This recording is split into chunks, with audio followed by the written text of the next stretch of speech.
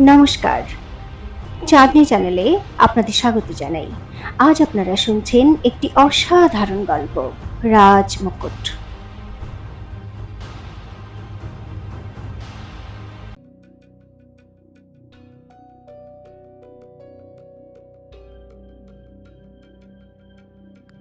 দেখতে দেখতে পুরো মহলে দৌড়াদৌড়ি পড়ে গেল।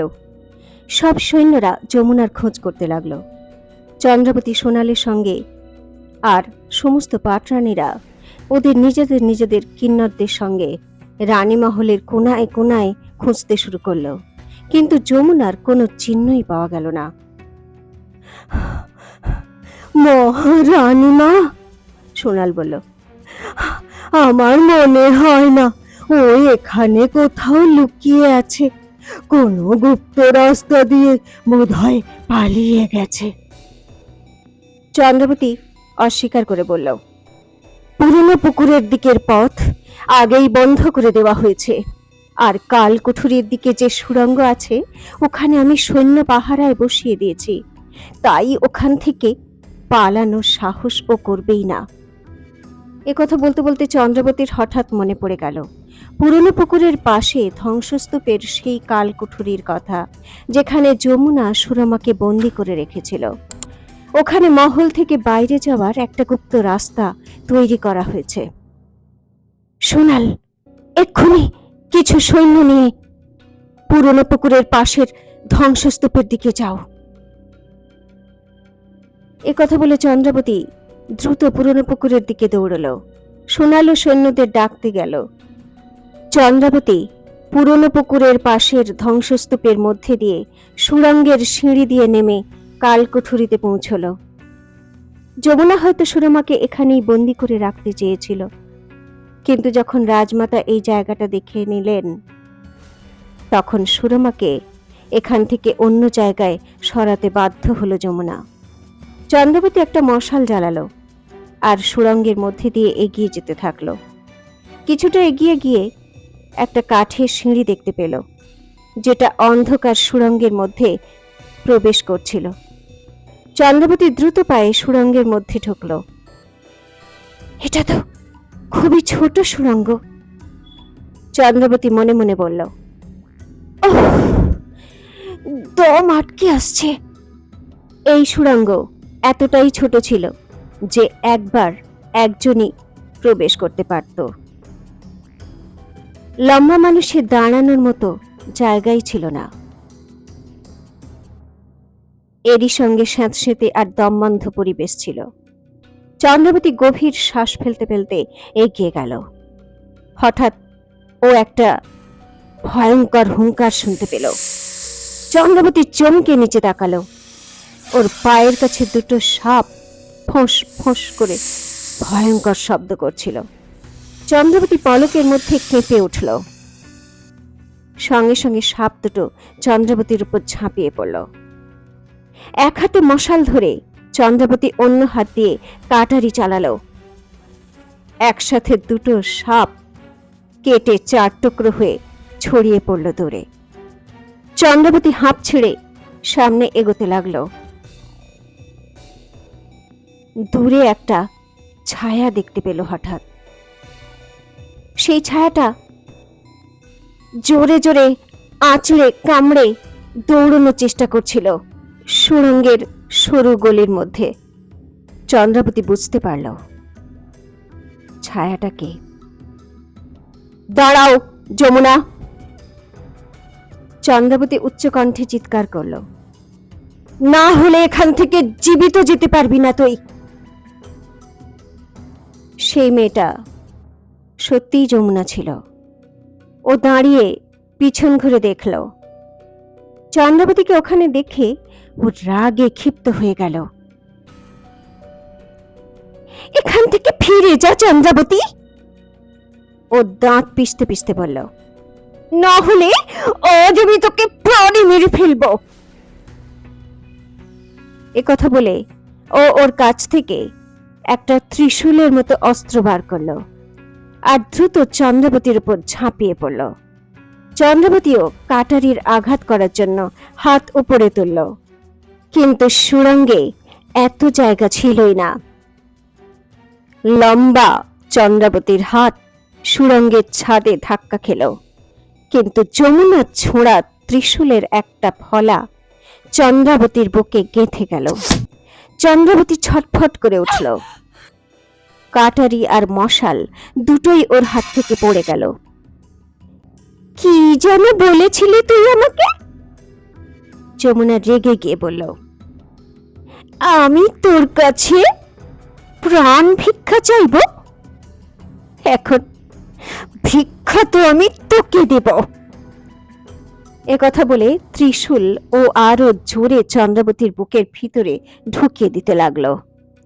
চন্দ্রাবতীর বুক থেকে ফিনকি দিয়ে রক্তগঙ্গা বইতে লাগলো। ও ব্যথায় ছটফট করতে লাগলো। যাও মহারানী, চা চা, আমার কাছ থেকে প্রাণ ভিক্ষা চা, না হলে এই সুড়ঙ্গেই পুঁতে দেব তোকে আমি। চন্দ্রাবতী ব্যথা সামলে নিয়ে বলল, তোর কাছে এখনো সুযোগ আছে যাযাবরী। বল, তুই কোথায় যমুনাকে লুকিয়ে রেখেছিস? তাহলে হয়তো আমি তোর প্রাণ ভিক্ষা দিয়ে দেব।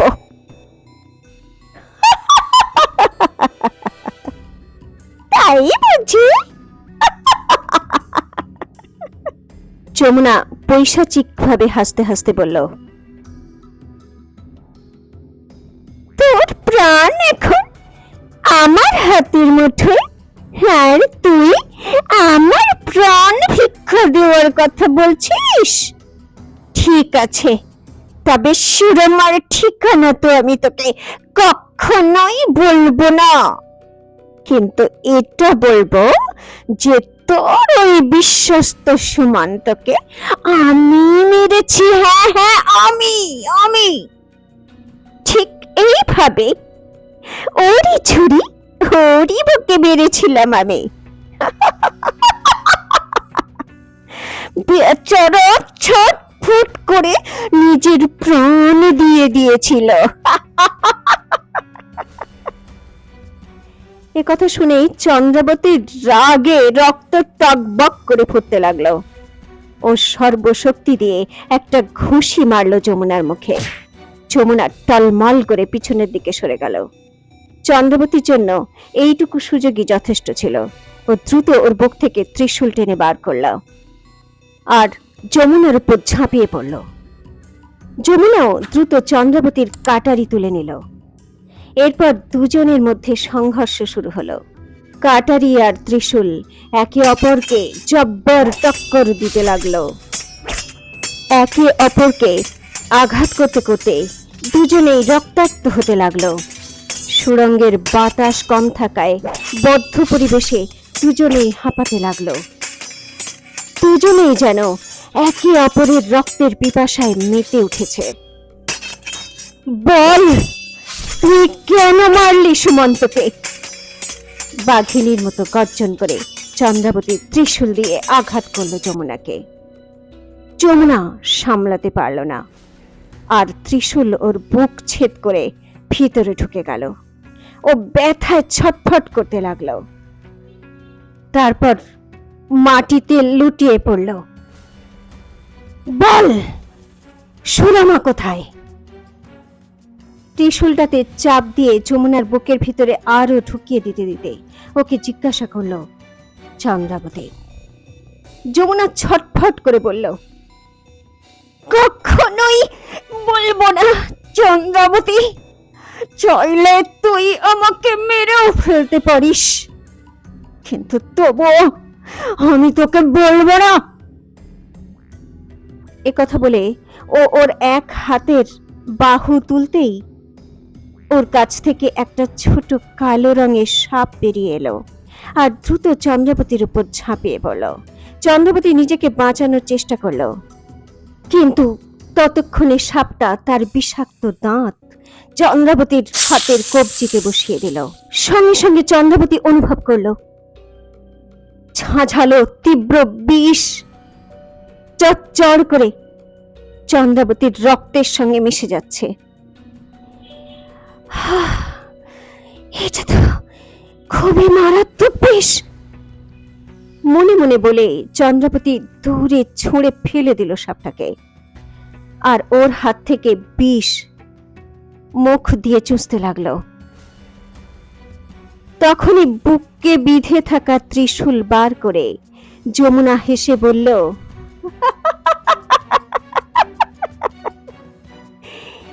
তুই যতই চেষ্টা কর না কেন চন্দ্রাবতী, এই বিষ তোর প্রাণ কেড়েই ছাড়বে। কারণ এই ছোট্ট সাপটা কাল নাগিনী, বুঝলি? কাল নাগিনী। চন্দ্রাবতী তো ভয়ে স্থির হয়ে গেল, আরো ওখানে অজ্ঞান হয়ে পড়ে গেল। মহারানী মা! অনেকক্ষণ পর চন্দ্রাবতীর কানে একটা শব্দ এলো, আরো ধীরে ধীরে চোখ খুলল। তারপর দেখলো ও ওর নিজের ঘরেই আছে, সামনে সোনাল দাঁড়িয়ে, আর ওর মাথার কাছে রাজমাতা গার্গী বসে আছে। মহারানীমার জ্ঞান ফিরেছে রাজমাতা। সোনাল খুশি হয়ে বলল। গার্গীও নিশ্চিন্ত হয়ে দীর্ঘশ্বাস ফেলল, কিন্তু চন্দ্রাবতী অস্থির হয়ে জিজ্ঞাসা করল, যমুনা কোথায়? ও বিছানা থেকে উঠতে লাগলো, কিন্তু মাথা ঘুরে আবার বিছানায় পড়ে গেল। তুমি তুমি ওর চিন্তা করো না চন্দ্রাবতী, শুয়ে থাকো, ওঠার চেষ্টা করো না। গার্গী ওর মাথায় হাত বুলিয়ে দিতে দিতে বলল, ওকে কাল কুঠুরিতে বন্দি করে দিয়েছি আমি, নাও এই ওষুধটা খেয়ে নাও। চন্দ্রাবতী দ্রুত সোনালের দিকে তাকালো, আর সোনাল সঙ্গে সঙ্গে বলল, এটা আপনার ওষুধের সিন্ধুকে ছিল মহারানী মা, এরই দুফোঁটা খেয়ে আপনার জ্ঞান ফিরে এসেছে, আর দুফোঁটা খেয়ে নিন আপনি। চন্দ্রাবতীর সঙ্গে থেকে থেকে সোনালও নানা রকম ওষুধ আর জড়িবুটি সম্পর্কে ভালোই জেনে গিয়েছিল। রাজমাতার হাত থেকে একটু ওষুধ খেয়ে নিল চন্দ্রাবতী, তারপর নিজের হাতের কবজির দিকে তাকালো, যেখানে সাপ ছোবল মেরেছিল। হাতের ওই জায়গাটা নীল হয়ে খুব ফুলে উঠেছিল। চন্দ্রাবতী! তখনই রাজমাতা চিন্তার স্বরে বলল, সব বৈদ্য হাকিম তোমাকে পরীক্ষা করেছে, কিন্তু কেউ এই বিষের ওষুধ বানাতে পারে না। ওদের মতে এর ওষুধ বানানো নাকি খুবই মুশকিল। যদি দুদিনের মধ্যে তোমাকে ওষুধ না খাওয়ানো হয় তাহলে। রাজমাতা এরপর আর কিছু বলতে পারল না, কিন্তু চন্দ্রাবতী আগেই বুঝে গিয়েছিল এই বিষ দুদিনের মধ্যে ওর প্রাণ কেড়ে নেবে। এই বিষ ধীরে ধীরে ওর রক্তের সঙ্গে মিশে যাচ্ছে। আপনি চিন্তা করবেন না রাজমাতা। চন্দ্রাবতী আবার বিছানা থেকে ওঠার চেষ্টা করতে লাগলো, তারপর ধীরে ধীরে সোনালের সাহায্যে উঠে সোনালের গায়ে হেলান দিয়ে বসে বলল, এর ওষুধ পাওয়া যাবে। আমাকে আমাকে এক্ষুনি যমুনার সঙ্গে দেখা করতে হবে। সুমন্তকে তো মেরেই ফেলেছে, কিন্তু কিন্তু আমাকে যে কোনো ভাবে সুরমার প্রাণ বাঁচাতেই হবে রাজমাতা। চন্দ্রাবতীর জেদের সামনে রাজমাতা কিছু বলতে পারল না। যমুনাকে খুবই ঠান্ডা আর গভীর অন্ধকার একটা কাল কুঠুরিতে বন্দি করে রাখা হয়েছিল। এখানে পর্যাপ্ত পরিমাণে আলো এবং বাতাস ছিল না। চন্দ্রাবতী, সোনাল আর রাজমাতা গার্গী তিনজনেই ওখানে পৌঁছল। শিকলে বাঁধা যমুনা নিস্তেজ হয়ে পড়েছিল। চন্দ্রাবতীর ইশারায় সোনাল বরফের মতো ঠান্ডা জল যমুনার গায়ে ঢেলে দিল। উঠে পড়, যা যা ভরি, দেখ কে এসেছে তোর সঙ্গে দেখা করতে। যমুনা হি হি করে ঠান্ডায় কাঁপতে লাগলো। মশালের আলোয় ওকে খুব ভয়ঙ্কর দেখাচ্ছিল। বুকে ত্রিশূলের গভীর ক্ষত ছিল, যেখান থেকে এখনো রক্ত বের হচ্ছিল। ও একবার চন্দ্রাবতীর দিকে তাকালো, তারপর ঘৃণায় মুখ ফিরিয়ে নিল। আমি শেষবারের মতো জিজ্ঞাসা করছি যমুনা, চন্দ্রাবতী খুবই কঠিন স্বরে বলল। সুরমা কোথায়? যমুনা কুটিল হাসি হেসে জবাব দিল, আমি আমার শেষ নিঃশ্বাস পর্যন্ত তোকে বলবো না। ওর কথা শেষ হওয়ার আগেই সোনাল আবারও বালতি ভর্তি বরফ জল ওর গায়ে ঠেলে দিল। বল, সুমন্তকে কেন মারলে? চন্দ্রাবতী জোরে চিৎকার করলো। সব সত্যি সত্যি বল, না হলে আমি তোকে আরামে বাঁচতেও দেব না, আর মরতেও দেব না। এবার যমুনা অট্টহাসি হেসে বলল, আরে, যখন সমস্ত সত্যি তোর সামনে আসবে না, তখন তখন তোর পা থেকে মাটি সরে যাবে চন্দ্রাবতী। তখন তুই না নিশ্চিন্ত হয়ে বাঁচতে পারবি, আর না মরতে পারবি। সোনাল এখন ক্রোধে ক্ষিপ্ত হয়ে আবারও ঠান্ডা জল ওর গায়ে ঢালতে লাগলো, কিন্তু এখন ঠান্ডা জলেও আর ওর কোনো অনুভূতিই হচ্ছিল না যেন। ও শুধু পাগলের মতো হাসতে লাগলো। চন্দ্রাবতী হতাশ হয়ে ফিরে এলো। ও মনে মনে ভাবলো, যমুনা কোন সত্যির কথা বলছিল? সেই সত্যির সঙ্গে আমারই বা কি সম্পর্ক?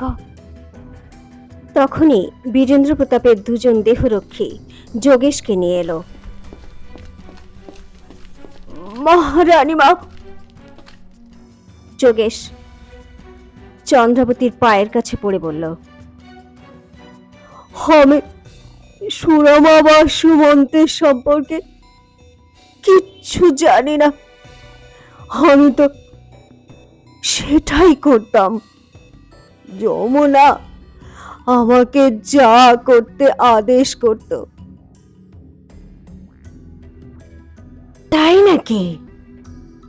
চন্দ্রাবতী কঠিন স্বরে বলল, সামান্য স্বর্ণ মুদ্রার বিনিময়ে নিজের বিশ্বস্ততা যমুনার পায়ে বিকিয়ে দিলে তুমি?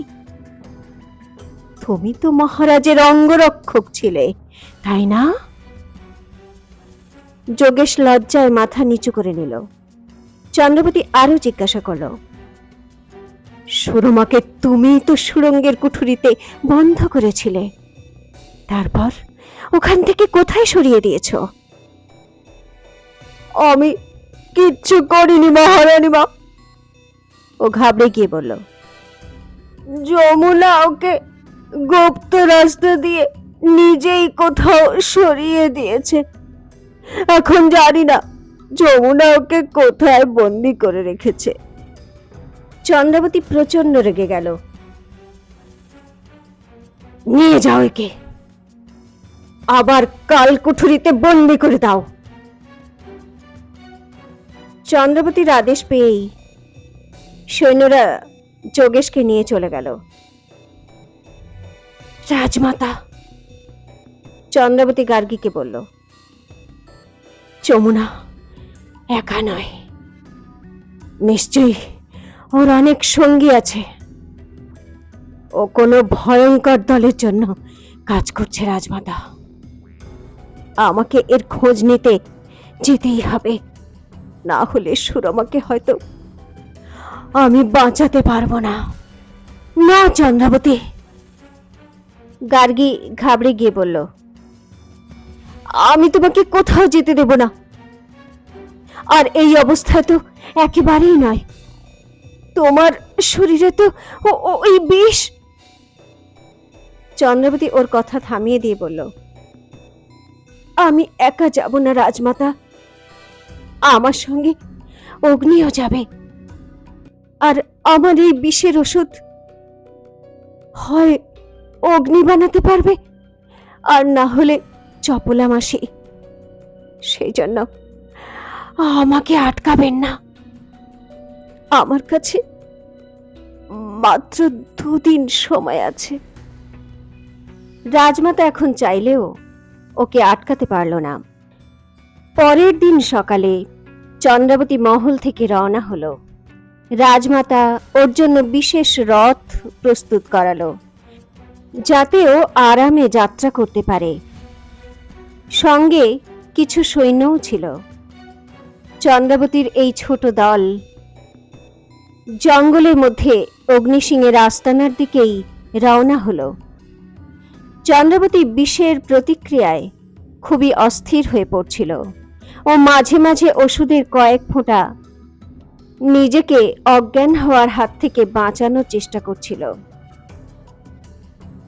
ওই সাপ খুবই অদ্ভুত প্রকৃতির ছিল। চন্দ্রাবতী ফুলে ওঠা হাতের কবজির দিকে তাকিয়ে ভাবছিল, আমি কখনোই এরকম সাপ দেখিনি। যদি অগ্নি অথবা চপলামাসি এই বিষ চিনতে না পারে, যদি এর ওষুধ ওরা কেউ বানাতে না পারে, তাহলে আর মাত্র 1 দিনের আয়ু আছে আমার।